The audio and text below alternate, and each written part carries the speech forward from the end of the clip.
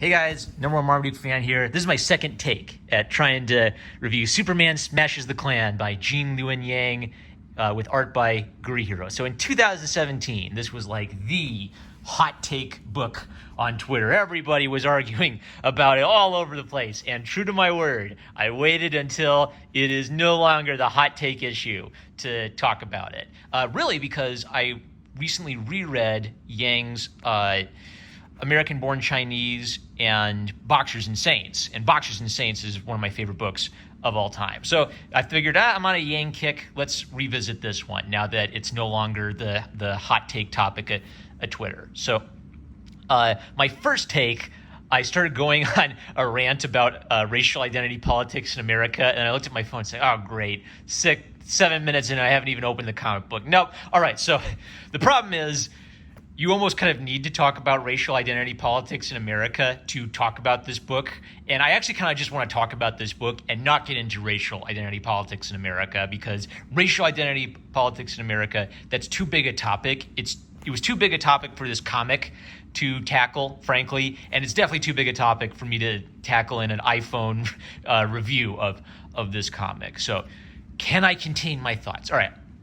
One of my problems anytime you try to talk about racial identity politics in America is because of the hotness of the topic, people's ears will start to perk up and they'll be like, grabbing their pens or getting ready to hit record. And, it's like they're forming the clickbait news article and the quote mining in their mind. All right, basically, I feel like we're so divided as a people. It's almost impossible for us to even talk about this subject, even if we're on the same page a lot of the time, or in some ways. So not only do we have like this problem of a really complex issue to tackle, then the second thing is it effective as a work of art? So you could agree or disagree with the message it's trying to sending, but is it effective in sending its message?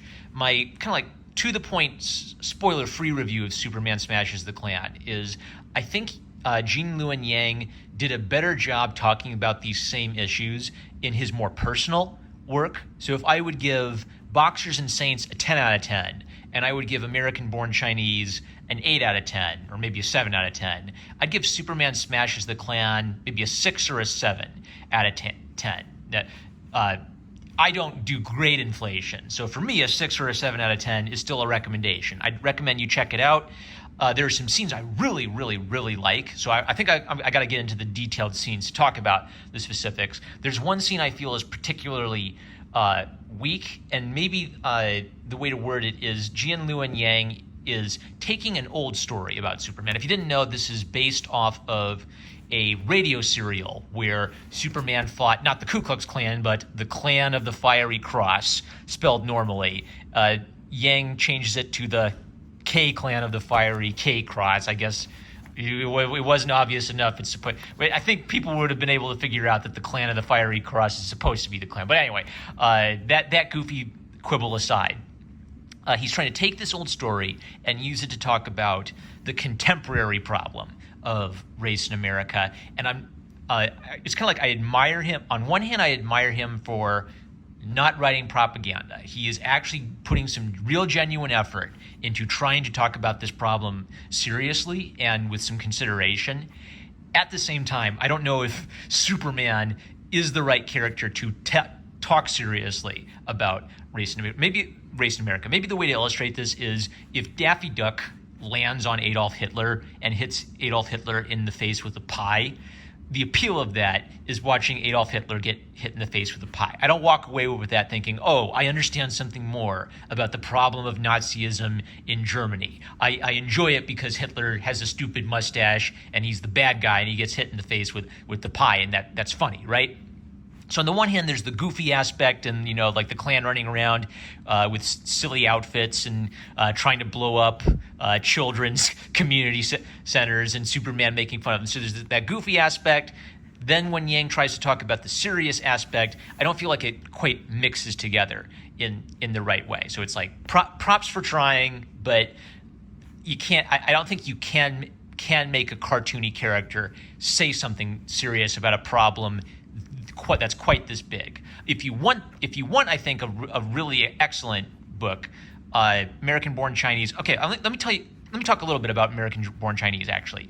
In American-born Chinese, Yang is writing about a character who clearly has some autobiographical elements. A young Chinese American boy wrestling with his Chinese identity and trying to act white to assimilate, maybe trying to pass as white.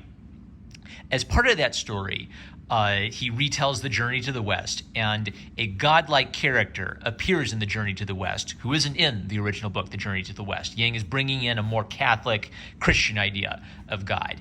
And what this character tells the Monkey King is, I made you to be a monkey. You shouldn't pretend you're not a monkey when I made you to be a monkey. And the point that Yang is trying to make is, when wrestling with your racial identity or your cultural identity, you should be who God made you to be. That dimension gives that story a lot of warmth, and it's countercultural, because you're not supposed to talk about God in issues of politics or culture. That's one of the things I really respect about American-born Chinese. And then Boxers and Saints, I think, pushes that point even further by taking it out of the American context and putting us in the 1900s during a period of civil war, right? By taking us out of our immediate Western situation. It makes us think of the issue of God and identity much more seriously than we would if we're just thinking about, like kids at school bullying me.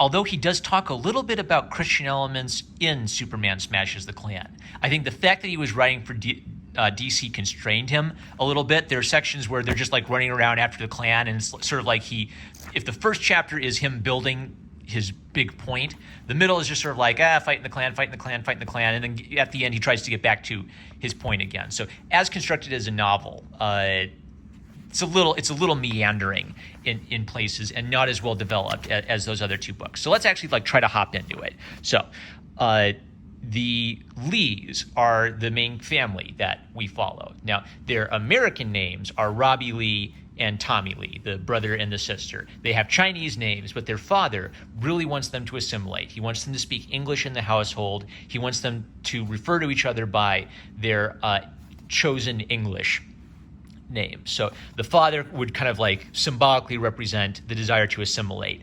Their mother speaks broken English. She's more comfortable speaking Cantonese.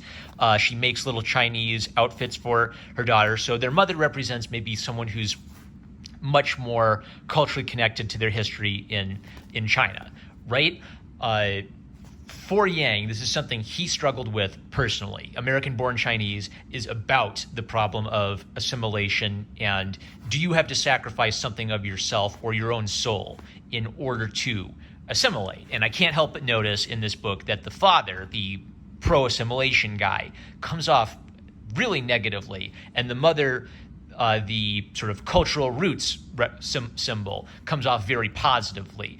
Yang doesn't have much good to say about assimilation, although there are moments where he seems to try to say something pro about the assimilation side. You can tell in his other work that he has a very negative feeling about how if you start to assimilate, you might be sacrificing something of your Chinese character, your Chinese history, even of your own soul. I kind of wish that we got a stronger aspect of what the pro-assimilation argument is. I wish we kind of got to see the dad being more capable and being more of a voice in his kid's life, but that's the basic setup. And even props to the design, right? Tommy is dressed in the American baseball outfit. He seems really comfortable and he seems to fit in pretty well.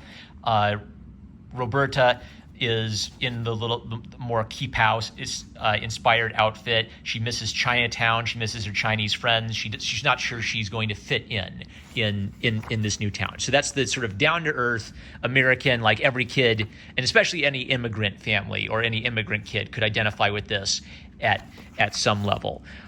When they settle in, so I like things like how Roberta and Tommy have a nice little, brother-sister, feisty but loving relationship. So here's one annoying thing. I'm really sick and tired of blonde-haired, blue-eyed villains where that's just used as a shorthand to say Nazi or Klansman. And I guess the thinking is, the Nazis thought the Aryans were the master race and they liked blonde-haired, blue-eyed people. Therefore, anytime you need a bad guy, he's got to be blonde-haired and blue-eyed, right? It feels like a lazy feels like a lazy writing trick. Hitler had black hair, right? Let's have some bad guys who have something other than the blonde hair and blue eyes. Oh, and I guess I'll spoil this. The red-haired doctor who seemingly is nice, well, he's secretly part of the Klan too. So actually that they subverted that sort of woke trope a little bit, I guess. So hopping ahead, all right, so I marked this because one thing I really appreciate is how Yang actually studied the history of Superman during this time period a bit and came up with some clever explanations. So in this period, Superman didn't fly. He could leap over buildings in a single bound, but he wasn't flying. He didn't have his heat vision and freezing breath, right? And in the old comics, he would literally run across the telephone wires. Yang is consistent with that. He explains that, so he has characters say, yeah, it's not like Superman can fly. So he makes sure to communicate Superman can't fly yet to people who might be used to seeing Superman flying around. Little details like this that are actually from the old comics, and this is going to be a big theme of this book. Why can't Superman fly and use heat vision yet? And he ties in Superman's story with Roberta's story, where the really obvious connection is Superman is an alien. Superman comes from another planet. Superman's trying to fit in on Earth. Roberta comes from Chinatown, and she's trying to fit in a more white metropolis neighborhood. I also like the detail that Jimmy is portrayed as a kid here, who's around Tommy's age. That's kind of nice because he's like the teenage, kid reporter. So Yang's really picking up on some nice stuff from this era of Superman. So Yang's religious beliefs also come across subtly. You can tell that he's a religious person because he feels like he has to emphasize that aspect of it. So he has this thing where the Unity House was opened by a minister, a priest, and a rabbi. Sounds like the setup of a joke, right? So Yang, himself a Catholic, I think Yang believes that religion plays a central role in people developing kind of like love of God and therefore love of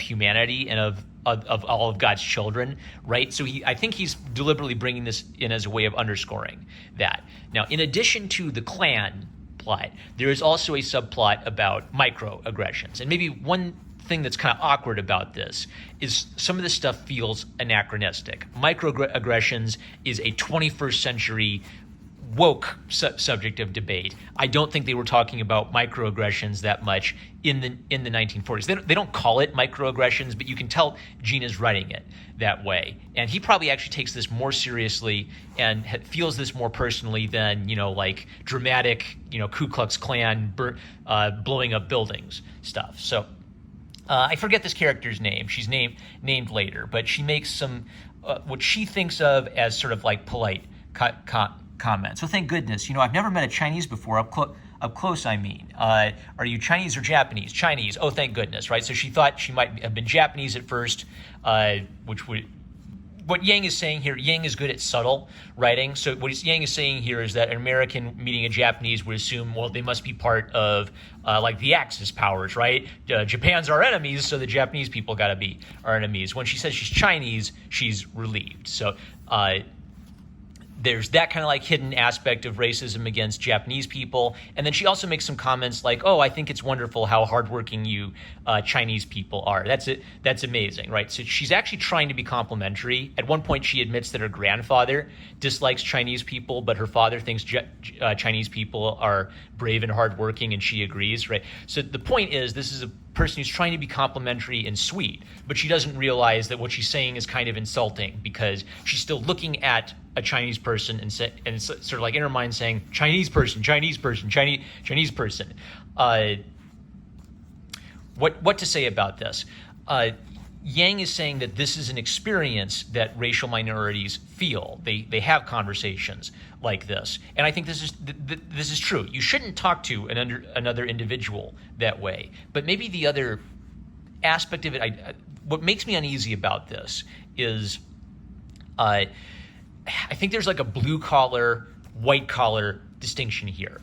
White collar people no, you're not supposed to make casual comments about people's race, right, in polite society. Blue collar people, if you meet a Chinese person for the first time, it's like, oh, wow, that's cool. I've never met a Chinese person, right? And blue collar people don't know how to self-censor themselves quite as well as white collar people. So I don't like the microtransgression argument because of that. Not because of the racial aspect of it, but almost because of the class element of it.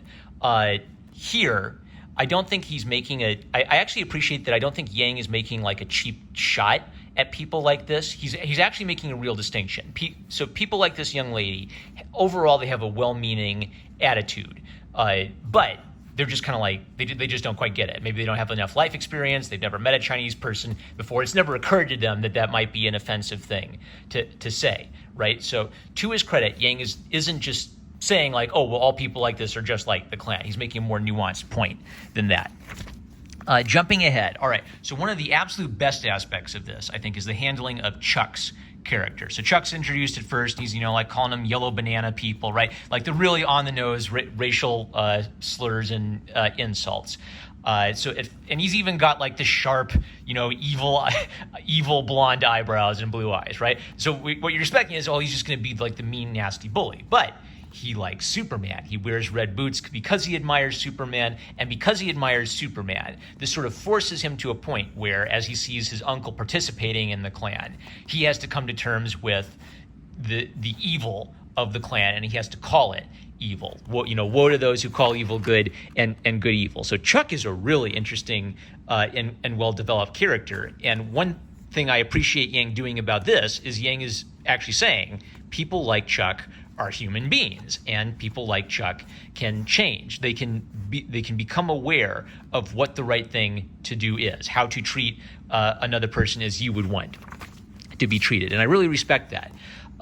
This is a well-written scene. So Chuck's uncle, his dad seems to be dead, and his uncle is caring for him and his mom. And his uncle clearly is trying to teach him about what it means to be a man. So the conversation starts where he says, well, I got thrown off because I lost my temper. And his uncle tells him, go back and apologize tomorrow. So he's giving him kind of like really good manly advice until he finds out that the kid who beaned him is Chinese, at which point his entire attitude shifts. So what Yang is kind of, I think, very brilliantly doing here is saying that the one factor for his uncle is racial hatred, that he actually even knows what the right thing to do in this situation is until the one hidden detail about the race of the person shows up, and that changes everything. So the uncle is purely motivated by one race, one color, one religion. He's a believer in that. And I even like how Chuck is sort of horrified and shocked by this at first. While Roberta is going through like her, issues of Chinese identity, Superman is wrestling with his alien identity. He's wondering if he's an alien, if he's a monster, and if he doesn't, is he going to like start zapping people? Will his powers hurt people?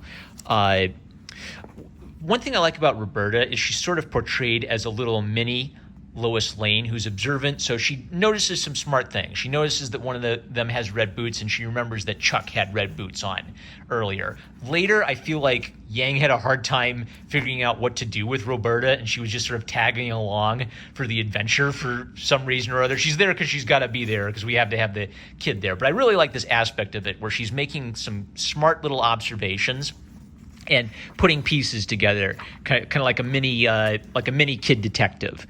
I highlighted this because I don't know why I highlighted this, as a matter of fact. I guess it's just a good example of Clark kind of being an encouraging voice, and the dad kind of being a simp. And when his family has a cross show up in their yard, the dad thinks, oh, well, this must be a misunderstanding. We'll just try harder to fit in. So again, the theme is, well, if you try too hard to assimilate, you're responding to evil the wrong way. You can't convince someone like the Klan to accept you just by trying even harder to assimilate and fit in with the world. Okay, I marked this because this is where I feel like Yang is sort of hitting the point over the head with assimilation. So Tommy at one point jokes about how, we're a bunch of wontons, right? He tells it as a joke, and his sister kind of rakes him over the coals for it. So the question here is Yang trying to say they have two different perspectives and they're both kind of valid perspectives, or is Yang trying to say that Roberta is heroically trying to hold on to her cultural identity, and Tommy is too quick to sell his soul and be a fake and blend in with everybody? Kind of. So here I've got to purely put forth my own opinion and interpretation. I feel like because Yang has such a history of shame for trying to assimilate with white culture, I feel like he wants us to identify with Roberta and not identify with Tommy in this situation. So Roberta is saying you shouldn't tease yourself for being Chinese in the presence of these white people as a way of fitting in. Here I would actually, if that is what Yang was intending to say, then here I would kind of flatly disagree, because I believe firmly that self-deprecating humor, it's a way of demonstrating that you're comfortable with others and you're willing to talk with others about things like race and your racial issues. So I have a memory about this where I went to lunch at college, and a black kid at the table started telling racist black jokes on purpose because he wanted at that kind of a way to break the ice and make it sort of easier for people to talk about race at the table. It's noteworthy that he did it by telling jokes about his own race in that situation, right? I feel like there's something wholesome, especially for men. Like, this is especially true for men, where you can joke about anything with one another because you trust one another. Absolutely. You see each other as brothers. Brothers make fun of each other all the time. Therefore, we can even make fun of each other's physical appearance. So I actually kind of see this kind of racial humor as serving a valuable function in letting people talk to one another. Now, maybe on the other hand, what Yang is trying to say is maybe he does see there's validity to both of these perspectives, that it's okay to kind of like joke about yourself and take it easy, and maybe you shouldn't be too quick to I don't know. Maybe you shouldn't be too quick to just blend in with everybody or pretend you're something you're not. It's not too clear. Maybe this is where I feel like if Yang is trying to say something profound about racial identity politics, it falls short a bit because I don't know how to approach this or how to take this, really. But anyway, the Klan shows up. All right, now I marked this because this is a little goofy because they just show up in their truck in the middle of a nice little suburban town. Yang actually has a really good explanation for this. So why is the Klan, which is a southern group, showing up in a nice little suburban metropolitan town? Well, the uncle starts this chapter on purpose, and Metropolis has never had anything like the Klan operating in their town. So they have characters comment on it and say, well, this is unusual. We've never had anything like this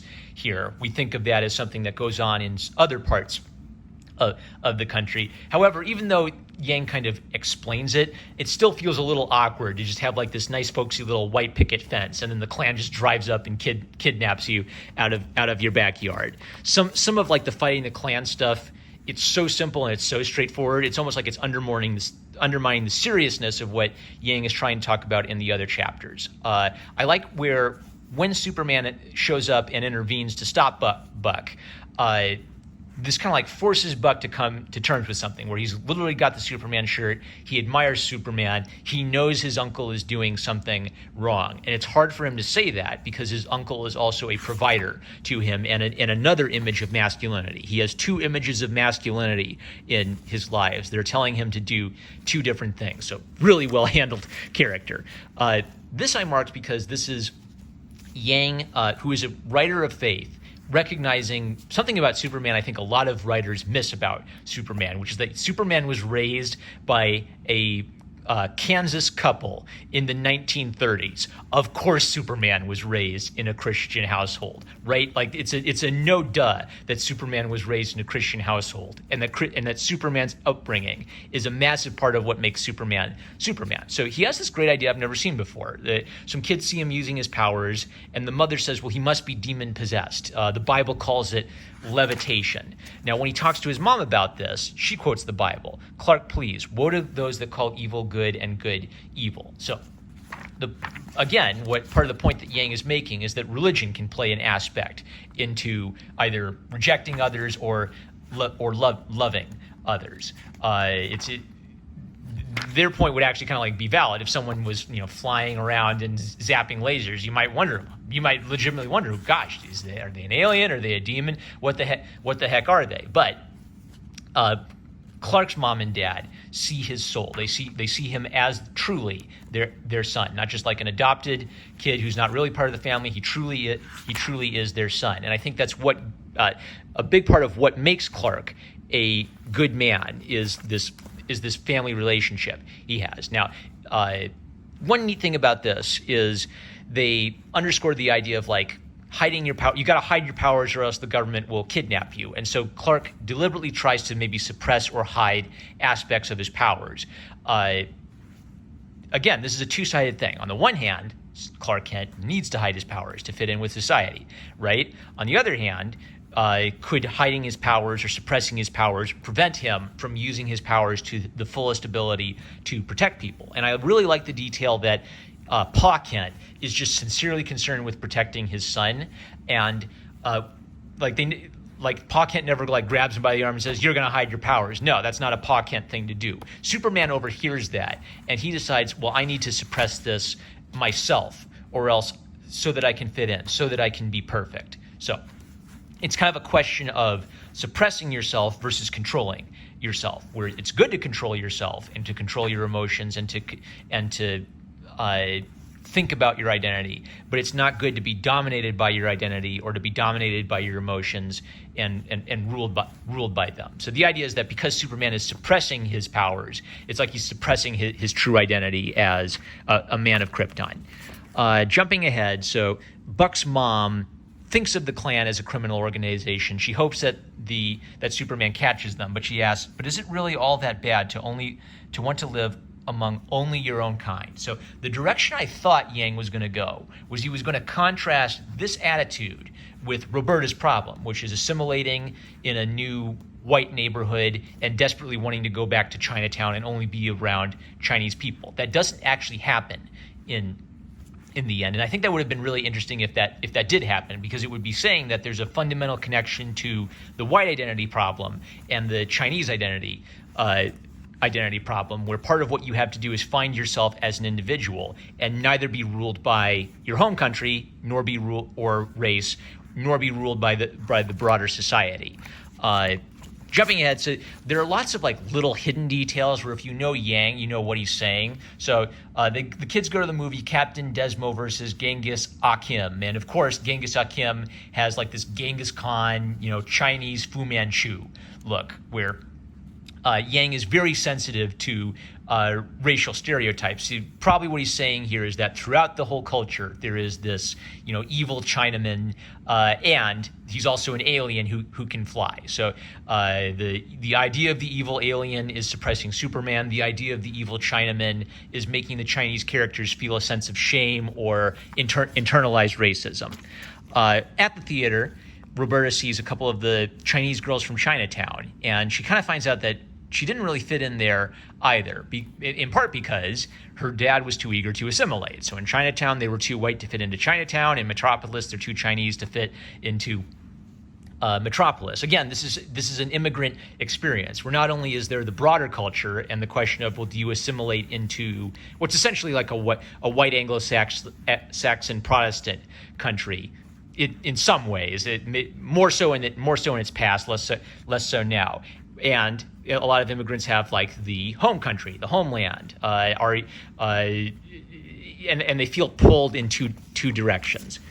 Jumping ahead, I really like this. So some of what Yang says about Superman is really inventive and shows a lot of concern for the character. So Superman goes to a circus in Smallville. He sees the flying Graysons at the circus, just a nice little detail. And he sees the strong man, and he puts on, he wears his underwear on the outside, and nobody recognizes him as the funny-looking guy who took their ticket. So it's like he puts two and two together and says, oh, I could act like a goofy guy in drab clothing, and I could wear a bright costume and stand up straight, and no one would know it's the same guy, right? And I'll even wear my underwear on the outside. Just a great little way of connecting Superman to his old school, circus strongman roots.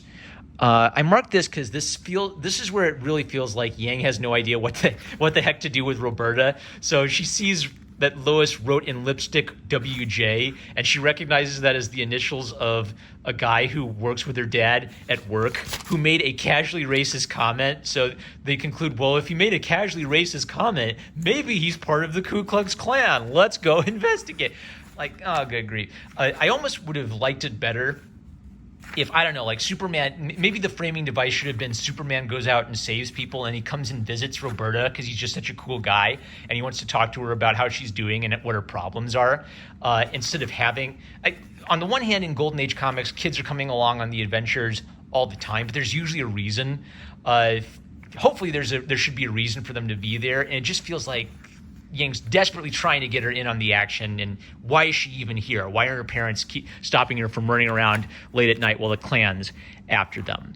I'm not going to read all this, but Chuck and Tommy have a conversation about, is there anything even like remotely understandable about the Klan's perspective and about wanting to live with your own people? Buck's having this problem because he still doesn't know how to work out his difficult feelings about admiring Superman on the one hand and admiring his uncle and wanting to be loyal to his uncle on the other hand, while trying to grapple with the fact that his uncle is evil. I really feel like this should have been a conversation between Roberta and Chuck, because Roberta is the one who's having a much harder time with the assimilation question than Tommy. But it sort of ends with them unable to like agree on anything, and Chuck is still confused and not sure what to do about it. Later, though, he's able to identify his uncle as evil. So that kind of like the end of Chuck's story is the ability to say that his uncle is evil, even though his uncle has been an important person in his life. The uncle accuses Superman of,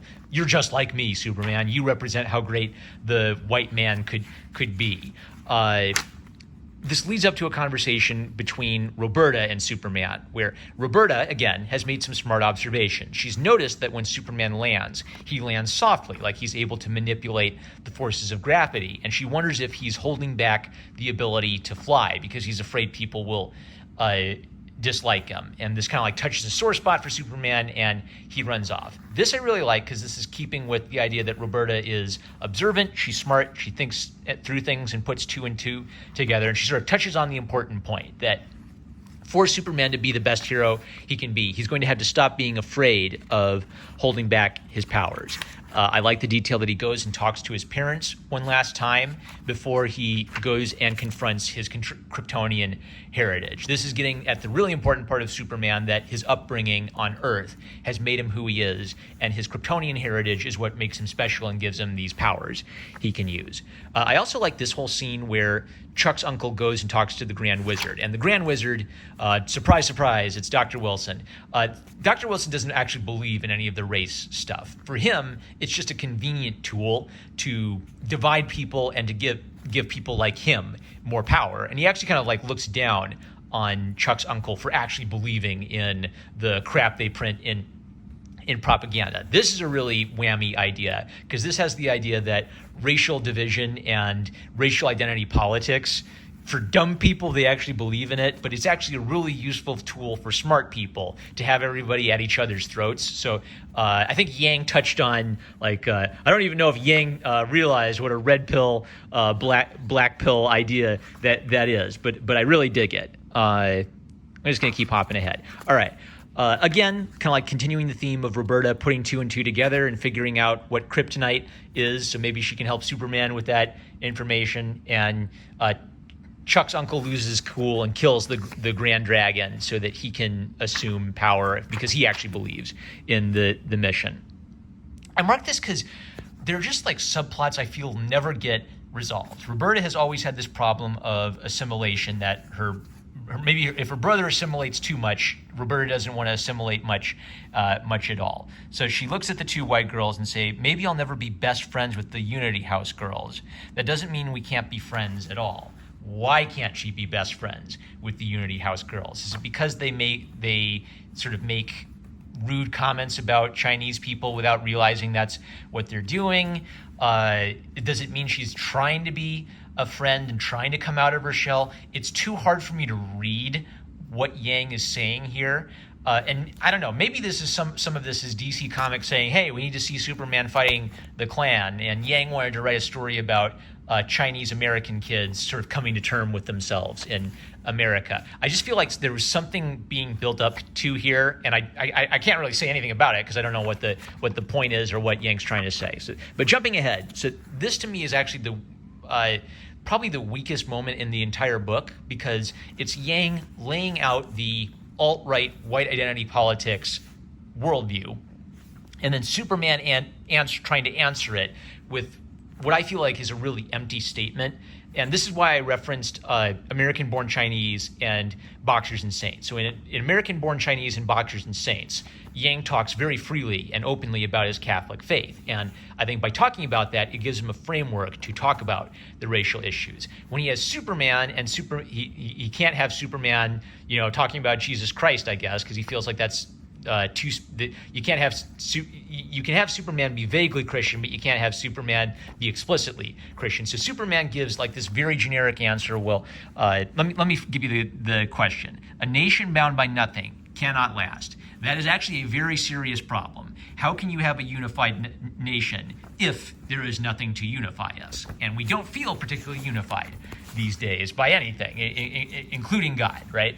So Superman's answer is, but we are bound together. The Lees and I, our friends at the Daily Planet and the Unity House and the police department, everyone down there really, we are bound together by the future. We all share the same tomorrow. Really, Superman's only answer to this is, we are bound together. The future will be better.